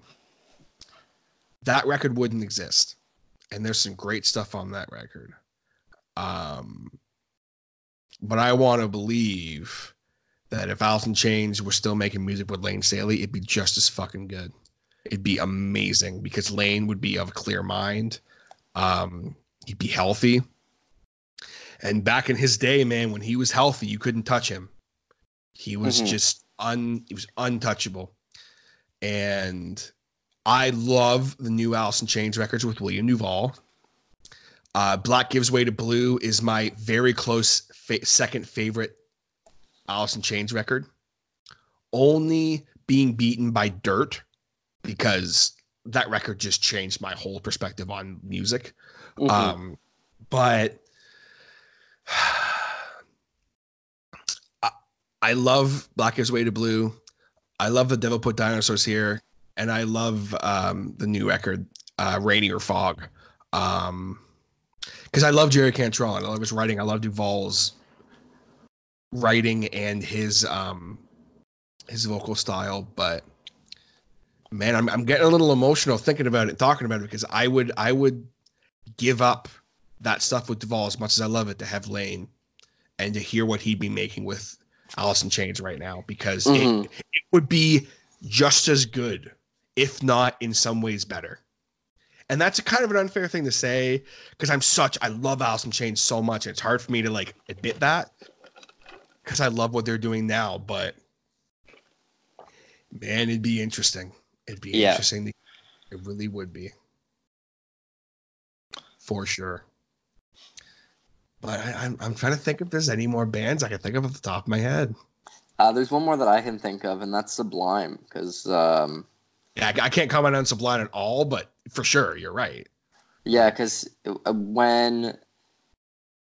not like a huge fan. Like when they come on the radio, I jam out like anybody should. You know what I mean? And when their singer died, they blew up like I think like a little bit after that, and now they're touring with with another guy named Rome, I think. But yeah, it's weird to think because they started to see the commercial success after he died, which is a shame. Mm-hmm. But I don't know. I think that's like every. Well, those are all the bands that like I can think of off like the top of my head. For if someone left or if something that happened didn't happen, to think how that would change them. That was a lot of verbal diarrhea there. I get what you're saying though, and it's like any band, man. You think of what if you take away one key member? Is it the same? Mm-hmm. You know, and what if Corey Taylor hadn't joined Slipknot? Yeah, I don't think they'd be as successful without Corey Taylor, man. Mm-hmm. You know, what if? Trying to think of who else. I got one more in me, and I can't formulate the words. It's like any what if though. You know what I mean? You know, what if? Oh, here's one that will be near and dear to both of us. Okay. So, as you probably know, Seth MacFarlane on September 11th, 2001, missed his plane. Could you imagine, or what would animated TV, like adult animated TV shows, look like nowadays without Family Guy? I know that it's just a quote-unquote rip-off of The Simpsons, but I don't think that it is. I don't think that either, but I know what you're saying. But yeah, that's it's interesting, man. Whenever you think about that kind of shit, like it's deep and it's interesting. You know, my life wouldn't be as. I'd just be a Simpsons guy. Yeah. I still like The Simpsons. Don't get me wrong. That was the show of my childhood. You know, but like. Family Guy's the end all be all for me, man. It really is. And yeah, without that, I don't know where I'd be. I wouldn't be as happy in life. That's for damn sure. I'd still be happy in life, but I wouldn't laugh as much probably without Family Guy. Not. You probably also wouldn't have the same sense of humor that you do. Oh, I know I wouldn't for sure. And that might make Sam happy because, like, you know, I'm just joking.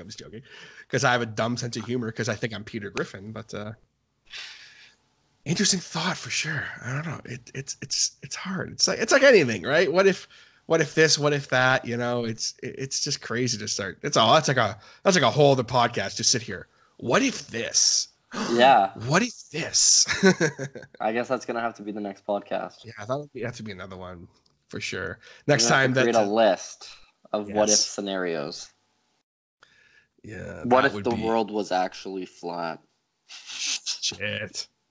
What if the Earth? Wait, what are you saying? What if the Earth wasn't hollow? Whoa. Oh shit. Whoa. What if there weren't fucking lizard people living in the Earth that controlled society? What if there wasn't crab people? The crab people shall reign supreme. You can't hear it, but I'm clapping my hands like crab people. Crab people, crab people. Walk like crab, talk like people, crab people. Oh, man. Oh. Jeez Louise. So is that all you got for me for questions today? That is all. We've gone long. It's been fun as hell, so I appreciate it. It's almost been 2 hours. It's almost been 2 hours. And I didn't realize how long it'd been until I looked at the clock and went, oh shit. It's been 2 hours almost. Yeah, well, when we were going through the first question, I was looking at the time and I was like, oh, that question only took us about 10 minutes. And then another 10 minutes or so added on. I'm like, shit, okay. Yeah, I was like, okay, I don't have to worry about time anymore. No, surprising. You know how I am, man. I never shut up when you ask me a question, so it's I'm like it's the exact same way. That's why it's so fun anytime you have me on your podcast. My podcast. I'm just gonna just cut all that now because just everyone knows what's up, but it's just kind of a funny running joke. But like when I pitched you the idea of you doing this with me again, I figured you'd say yes because yeah. But I was like, man, I don't know how we're gonna top last time because that was this was a lot more of an actual conversation, whereas last time it was just me talking for an hour and a half. So it was a lot more fun. Yeah. But no, but it was good, and I appreciate you coming on and hosting the show and asking me questions. 100 episodes later, here we are. I'm glad you're still in my life 100 episodes later, man. Yeah. And I'm glad. I feel the same.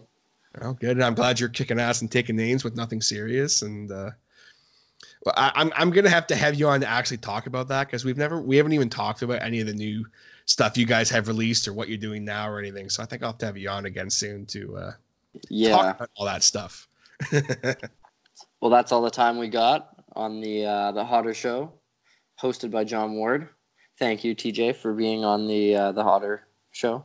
Well, thank you, man. It's always fun to come on your program, and you run a fine program here. And I implore everybody to check out past episodes of the Hodder Show, hosted by John Ward. All one. All one of them. Well, two. Yeah. It was a two-part.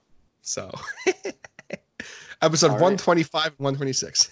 Beautiful. All right. Thanks so much, my man. I appreciate the hell out of it. Real talk, man. I'll talk to you later. See ya. All right, guys. There you have it. My interview with John Ward. 100 episodes later, I thought it'd be really fun to do that. Just kind of shoot the breeze with John. Always a great guy, great chat. We went really long, so I'm going to keep this very short. Thank you so much for listening all the way to the end. If you are curious more about John and his band Nothing Serious, please be sure to hit them up. I'll be sure to put the link in the description below in this podcast, so you guys can check Nothing Serious out. They're killing it. Kick-ass band. And John is just one of those guys that, like I said at the end there, I'm really glad that I was able to kind of keep him in my life after gigs closed, and that I can call him a good friend. And thank you very much, John, for that. And also shouts, of course, to Ed and Connor as well. And Nothing Serious, two other great guys, and they're kicking ass. And you're kicking ass for listening. Thank you so very much again. Regardless of how you are listening, if you are listening in on maybe the SoundCloud, be sure to hit that follow button. If you're listening in on the Spotify, which is kind of, I think, the most used platform now to listen to the Hodder Show, be sure to hit that subscribe button. And be sure to make sure to set up for automatic download. And if you're listening in on maybe the Apple Podcast app, be sure to hit that subscribe button, leave a rating. Do appreciate it. If you're listening in on the YouTube, be sure to hit that subscribe button, leave a comment, let me know what you thought of the episode. Leave a like if you liked it. And if you hated it and think I suck, go ahead and leave a thumbs down. If you are listening in on literally any other podcast app, there's tons more. Stitcher, iHeartRadio. You can also listen on any browser if you don't want to download any apps on any web browser by going on www.podbeardnetwork.com/The Hodder Show. While you're there, check out some of the other fine content we have on Podbeard Network. My buddies there, such as Still Loading Podcast. If you're a fan of gaming stuff, he kills it. My boys No Geeks Allowed, who always have a good fun time. And then we also have some other content on there as well you guys can check out. Mikes and Beers will be hopefully making a comeback soon. To the fans of Mikes and Beers, I apologize. It is completely 100% my fault that Mikes and Beers has basically been on a hiatus. We only do a monthly show anyway, but it's my fault, and I'm in need of getting together with Sam and Craft Woody and having a couple brewskis. We are in desperate need of that, so we'll be hopefully doing that very soon. I also want to give a big shout out to Mean Beard. If you are a bearded individual, or you know a bearded individual who maybe needs some beard product in their life. Maybe their beard's itchy, their beard's not looking so great. Maybe they got some beard dandruff. No one wants to deal with that, man. Go on meanbeardco.com today and get yourself some Mean Beard product. We've got oils, they've got balms, they've got Mean Whip, which is honestly some of the best stuff you're ever going to encounter in the world. It's all natural. No additional perfumes or added chemicals or any of that kind of bull crap. No argan oil. We don't like argan oil because it's going to clog your pores up. You don't want to deal with that. Yeah, it may give you the look of, oh, my beard looks thicker after one use. Yeah, you know why it looks thicker, family? Okay, you know why?